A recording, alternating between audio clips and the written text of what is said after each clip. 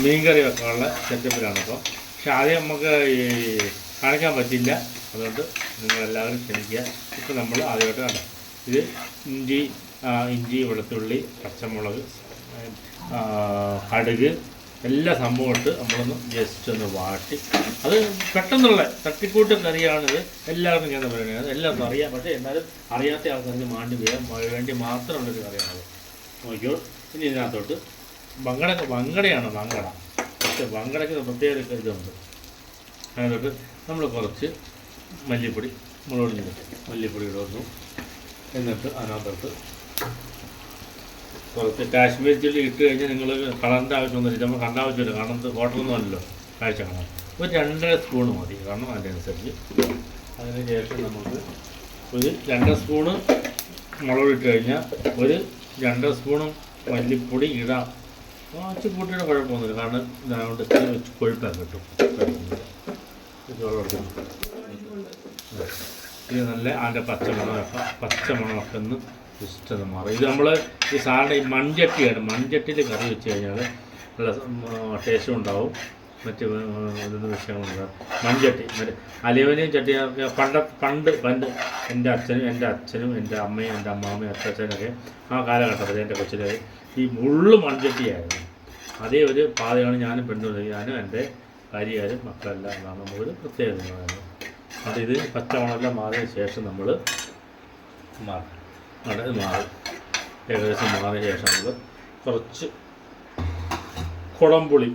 അത് കുടംപുളി എന്ന് പറഞ്ഞാൽ നമുക്ക് ആൾറെഡി നമ്മൾക്ക് കുടം ഉണ്ട്, പുളി മരം ഉണ്ട്. അത് നമ്മൾ കുറച്ചൊക്കെ ഇട്ട് വാഴക്കിളികളൊക്കെ കൊണ്ടുപോകും. അതൊക്കെ കൊണ്ടുവന്ന് ഒപ്പിച്ചെടുക്കുന്നത്. അത് നമ്മുടെ അമ്മാമ്മയൊക്കെ ഉണ്ട്, അമ്മയൊക്കെ ഉണ്ട്, നേരെ കൊണ്ടുവരുന്നത്. അതിനകത്ത് കുറച്ച് വെള്ളം ഒഴിക്കുക, കൊടുക്കുക. എന്നിട്ട് അതിനകത്തോട്ട് നല്ല രീതിയിൽ ഇളകി കൊടുക്കുക. എന്നിട്ട് ഇളകി കൊടുത്തിട്ട് കുറച്ചുകൂടെ വെള്ളം അങ്ങനെ ആഡ് ചെയ്യണം. കാരണം എന്ന് പറഞ്ഞാൽ അന്നേരം അത് തിളച്ച് വരുമ്പോഴൊന്ന് ഇതാവുന്നുണ്ട്.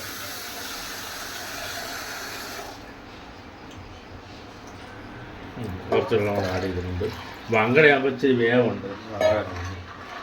നമ്മുടെ മറ്റേ കാസർഗോഡ് ഏരിയയിലൊക്കെ ഈ ആൾക്കാർ ഈ വങ്കടയൊക്കെ എനിക്കറിയില്ല, ആൾക്കാർ പറയുന്നതാണ്, ഉപയോഗിക്കാറില്ലെന്നാണ് പറയുന്നത്. നമ്മളങ്ങ് ഉപയോഗിക്കുമല്ലോ.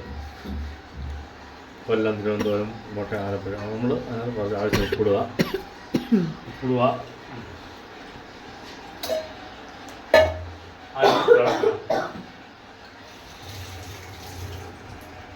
ഇത് നല്ല രീതിയിൽ തിളക്കണം.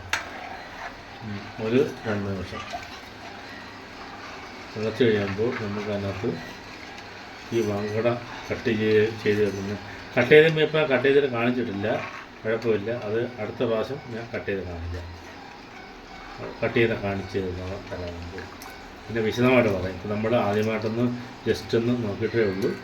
അടുത്ത പ്രാവശ്യം എല്ലാ കറികളും ഇതെല്ലാം നമ്മൾ വരവൊന്നുമല്ല. കറിവേപ്പില ആയാലും ഇതെല്ലാം കറിവേപ്പില, ചീര, അതെല്ലാം നമുക്കുള്ളതാണ്. കാരണം നമുക്ക് മീനും തക്കാളി സവാളയൊക്കെ മാത്രം മേടിച്ചാൽ മതി. അവർക്ക് നമുക്ക് ചില കൃഷികളൊക്കെ ഉണ്ട്.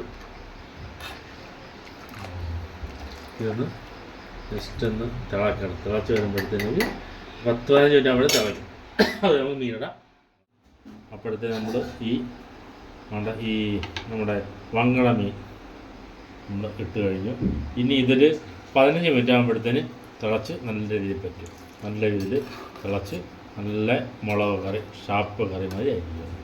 അപ്പം നമ്മൾ